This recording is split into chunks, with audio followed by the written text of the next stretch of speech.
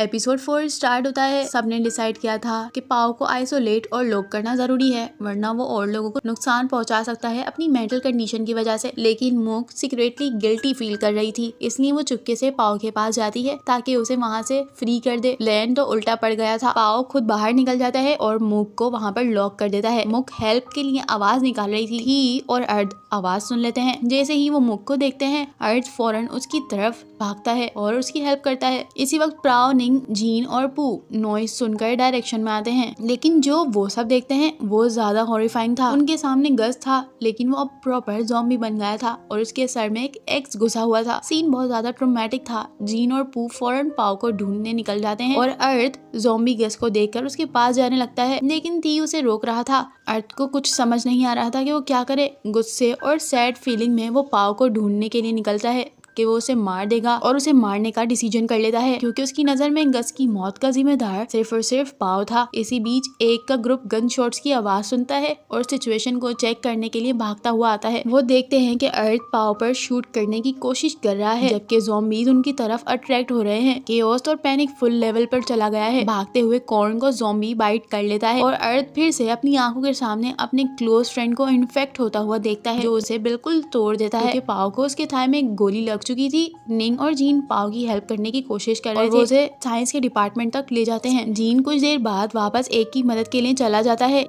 इसी वक्त जीन और एक कुछ अजीब देखते हैं कि ज़ॉम्बीज एक दूसरे पर अटैक कर रहे हैं, बाइट कर रहे हैं, कोई कंपटीशन हो। ये चीज उन्हें कंफ्यूज कर देती है, लेकिन वो इसी डिस्ट्रैक्शन का फायदा उठाकर वहाँ से भाग जाते हैं। आखिरकार पाओ, निंग, एक और जीन लैब में रिफ्यूजी लेते हैं। यहाँ एटमॉस्फेयर बिल्कुल टेंस था। एक सडनली गन निकालकर निंग और पाओ पर पॉइंट कर देता है। वो जीन से पूछता है कि क्या वो गन चला सकता है। तभी जीन और निंग दोनों एक के शोल्डर पर बाइट मार्क को नोटिस करते हैं, यानी वो इन्फेक्टेड है। फिर एक अपनी सारी बुलेट्स और गन जीन को दे देता है। गुस्से और फ्रस्ट्रेशन में कहने लगता है कि उन्होंने पहले ही पाओ की तरफ से वार्निंग दी थी, लेकिन पाओ उसे कोई शर्मिंदगी नहीं थी, बल्कि वो तो हिस्टेरिकली हंसा जा रहा था। जीन उसे चुप करवाने की कोशिश करता है और तब सेकंड्स के अंदर एक ट्रिगर पुल कर देता है और पाओ को सीधा सर पर शूट करता है और उसको शूट करने के बाद अपने आप को शूट कर लेता है। इसके बाद स्टोरी फ्लैशबैक में चली जाती है। हमें दिखाया जाता है कि प्रोफेसर विरोज आंटी जेट को पैसे दे रहा था, क्योंकि वो उसकी पेशेंट होती है। प्रोफेसर उसे बताता है कि जो सीरम इंजेक्ट किया जा रहा है वो एंटी एजिंग सीरम है। स्ट्रिक्टली वार्न करता है कि अगर कोई सिम्टम फील हो उसी के पास आना, किसी डॉक्टर के पास नहीं। सिर्फ आंटी जेट ही नहीं, और भी पेशेंट्स थे।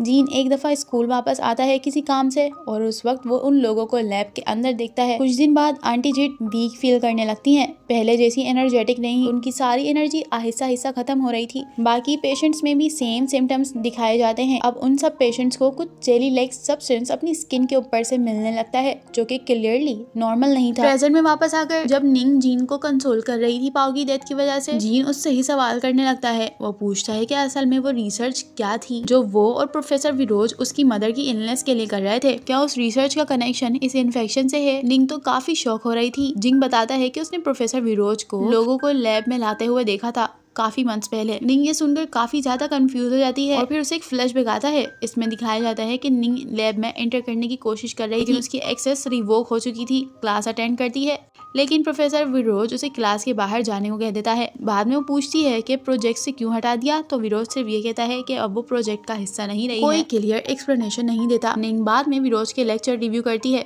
जो जेलीफिश पर था। उसका एक फ्रेंड पेपर एनालाइज करता है और कहता है कि इसका लिंक मिक्सोजुआ नाम के पैरासाइट से है। इसी रिसर्च की टेंशन के दौरान नॉन और निंग दोनों सिबलिंग्स का रिलेशन थोड़ा सा खराब होने लगता है। दोनों के बीच फैमिली टेंशन बढ़ने लगती है। प्रेजेंट टाइमलाइन में निंग और जीन एक रूम डिस्कवर करते हैं जहाँ पर इन्फेक्टेड जेलीफिश होती हैं और बहुत सा रिसर्च का सामान। यहीं से क्लियर हो जाता है कि सीरम, पैरासाइट और जेलीफिश का ज़ॉम्बी आउटब्रेक से डायरेक्ट कनेक्शन है। एपिसोड के एंड पर सीन शिफ्ट होता है चीयर लीडिंग टीम की तरफ। लिली ज़ॉम्बी बन चुकी थी